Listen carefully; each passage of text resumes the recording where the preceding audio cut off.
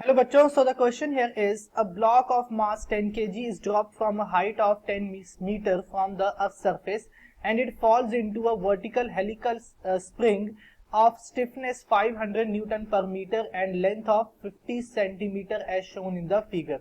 The compression of the spring is, ठीक है, option A है 0.1 मीटर, ऑप्शन बी है 0.2 मीटर, ऑप्शन सी है under root of 0.4 meter and option D है 0.3 metres. Okay, सो देखो concept जो यहां यूज करेंगे हम, that will be of conservation of energy.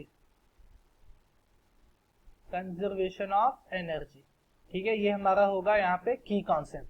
ठीक, अब देखो कि मान लो यहाँ पे एक स्प्रिंग पड़ा हमारा इस तरह से, ठीक है, एंड इस किसी हाइट से मैंने यहाँ पे क्या किया, एक बॉल को ड्रॉप कर दिया है. That height is 10 metre.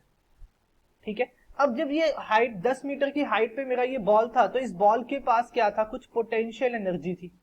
And initially मेरा स्प्रिंग का जो स्प्रिंग था मेरा, वो अपने नेचुरल लेंथ में था.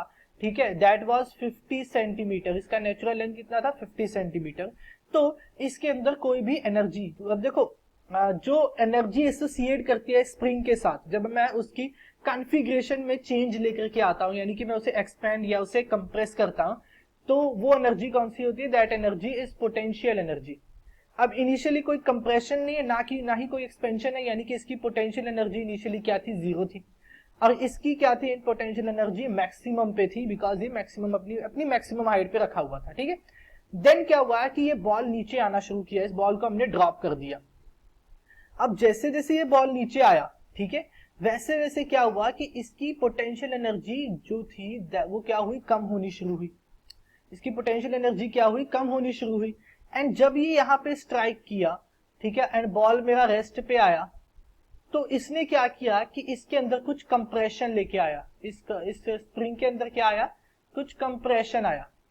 ठीक है, अब कंप्रेशन आया यानी कि स्प्रिंग के अंदर पोटेंशियल एनर्जी आई. और ये पोटेंशियल एनर्जी कहां से आई, ये पोटेंशियल एनर्जी इस बॉल से आई जो बॉल हमने ड्रॉप की थी. यानी कि बॉल की पोटेंशियल एनर्जी ट्रांसफर हो गई to the potential energy of the spring. ठीक है, स्प्रिंग की पोटेंशियल एनर्जी की फॉर्म में ट्रांसफर हो गई. ठीक, सो अब मुझे निकालना है कि स्प्रिंग के अंदर कितना कंप्रेशन आया होगा. ठीक है, ऑब्वियसली कंप्रेशन आया तो उस कंप्रेशन की वैल्यू को मुझे फाइंड करना है. ठीक, सो अगर स्प्रिंग के पोटेंशियल एनर्जी की बात करूं तो वो होता है हाफ के एक्स स्क्वायर. ठीक है, ये होता है potential energy in case of a spring. Spring के केस में ये पोटेंशियल एनर्जी होती है.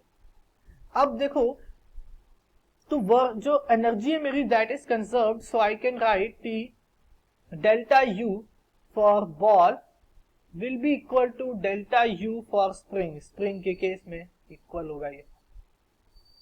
ठीक है, इट मीन्स कि I can write mgh will be equal to, ठीक है, इनिशियली mgh होगा, फाइनल जीरो हो जाएगा, ये इसके किसके इक्वल होगा, हाफ के एक्स स्क्वायर के इक्वल होगा. ठीक है, सो यहाँ पे वैल्यूज पुट करो. m की वैल्यू है 10 multiplied by 10 multiplied by h, that is 10 equals to half multiplied by 5000 multiplied by x square. So ये हो जाएगा 1000 एंड यहाँ से जीरोस कैंसिल हो जाएंगी, ये zeros cancel.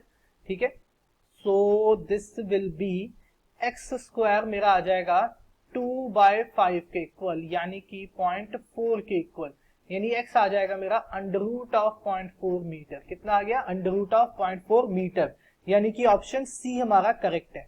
I hope you understand it well. Thank you.